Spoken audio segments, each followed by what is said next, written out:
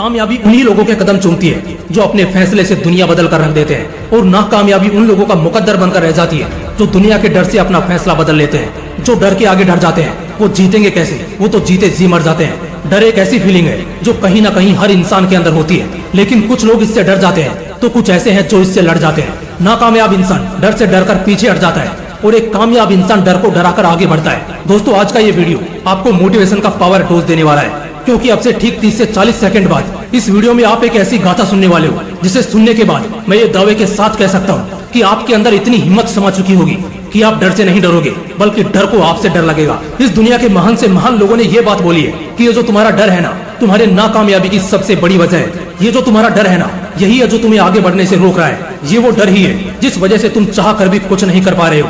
याद रखना, जब तक तुम्हारे अंदर वो डर नाम का कीड़ा रहेगा, तुम अपनी जिंदगी में कुछ बड़ा करना तो दूर, तुम जिंदगी को ठीक से जी भी नहीं पाओगे। डर को कैसे डराते हैं ये तुम इस कहानी से जान जाओगे। साल 1988, जब एक 16 साल का लड़का पूरा तैयार होकर मैदान में उतरने को था एक बहुत बड़े मैच के लिए। वो मैच था इंडिया वर्सेज पाकिस्तान के बीच। भारत की स्थिति बेहद खराब थी और दूसरी तरफ पाकिस्तान एकदम जोश में भारत की स्थिति को और खराब करने की कोशिश कर रहा था। तभी इंडिया का एक और बैट्समैन अपना विकेट खो देता है और अब बारी थी एक 16 साल के लड़के की, जिसे अब टीम का भार संभालना था। वो धीरे धीरे मैदान में बढ़ रहा था, लेकिन जैसे जैसे उसके कदम आगे बढ़ रहे थे, मैदान में दर्शकों की चिल्लाहटों से उसकी धड़कनें भी तेज हो रही थी। उस मैच को देखने और सुनने वालों की संख्या लाखों करोड़ों में थी।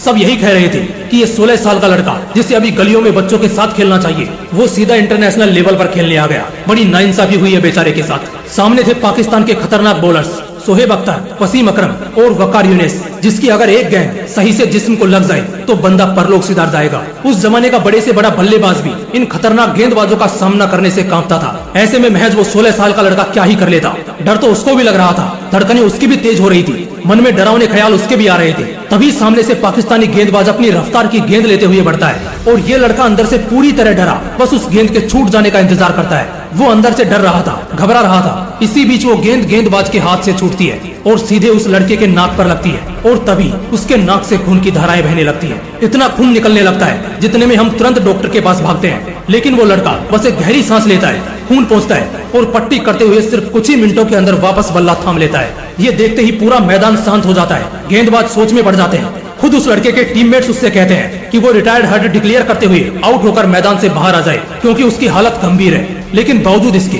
वो लड़का अब एकदम निडर बन चुका था। वो उस गेंद का बहुत बहुत शुक्रिया करता है जिसने अब उसके दिल से खेल के प्रति डर निकाल दिया। वो तुरंत स्ट्राइकर एंड पे जाता है और गेंदबाज को चैलेंज करता है। अगली गेंद बाउंसर आती है और वो उस पर एक तगड़ा छक्का लगा देता है, जिससे पाकिस्तानी गेंदबाज एकदम थर्रा उठते हैं। इसके बाद न सिर्फ उस मैच के दौरान वो लड़का अपनी दहशत बरकरार रखता है, बल्कि अगले 24 साल तक उसके नाम की बॉलर्स में इतनी दहशत थी कि बड़े से बड़ा गेंदबाज भी उसको बॉलिंग करने से पहले भगवान से प्रार्थना करता था। जी हाँ, मैं बात कर रहा हूँ क्रिकेट के भगवान कहे जाने वाले सचिन तेंदुलकर की। आज भी सचिन अपने इंटरव्यू के दौरान यही बताते हैं कि वो पहली गेंद अगर मुझे हर्ट ना करती तो मैं उस चोट लगने के डर से दोबारा कभी मैदान में उतरता ही नहीं।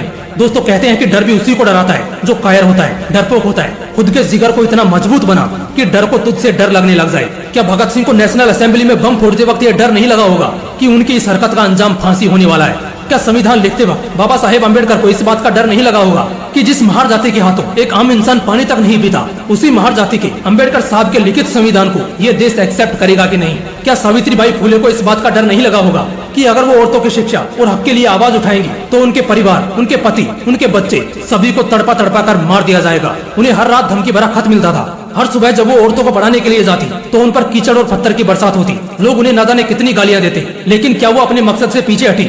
नहीं ना। जिन जिन लेजेंडरी का मैंने अभी तक नाम लिया है, क्या उनमें से अभी तक कोई भी अपने इरादों से डगमगाया? नहीं ना। एक बहादुर और डरपोक में बस इतना ही फर्क होता है कि एक फक्र से जीता है और दूसरा गुलामी में जीता है। डर को अगर हम ठीक से समझे तो हमें मालूम पड़ेगा कि ये असल में कुछ है ही नहीं। ये सिर्फ हमारे नकारात्मक ख्याल है कि अगर ऐसा किया तो ये हो जाएगा, वैसा किया तो वो हो जाएगा, वगैरह वगैरह। दोस्तों, ज्यादा से ज्यादा क्या हो जाएगा? क्या तुम यहाँ इस दुनिया में परमानेंट हो? क्या तुम्हारा परिवार परमानेंट है?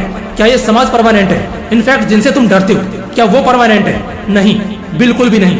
एक दिन तो सबको परलोक सिधारना ही है। तुम भी यहाँ मेहमान हो, वो भी यहाँ मेहमान है। बस खुद की सोच को और इरादों को पक्का कर लो। दुनिया के किसी भी डर से नहीं डरोगे, चाहे तुम किसी भी सिचुएशन में डरते हो। बस इतना सोच लेना कि या तो डरना है या फिर लड़ना है। अगर डर गए तो शायद अभी बच जाओ, लेकिन पूरी जिंदगी गुलामों वाली होगी। लेकिन अगर इससे लड़ गए तो आगे की जिंदगी बादशाहों वाली रहेगी। चाणक्य ने एक बड़ी ही खूबसूरत लाइन कही थी कि जिस बात से डर लगता हो उस क्षेत्र में अपना ज्ञान बढ़ाना शुरू कर दो, आपका डर भाग जाएगा। दोस्तों, लड़खड़ाना, चलना, गिरना, संभलना, उठना और फिर डबल तैयारी के साथ जीतना, यही तो जिंदगी का सार है। लेकिन इस बीच डरना नहीं है, क्योंकि जो डर गया समझो वो अंदर ही अंदर मर गया।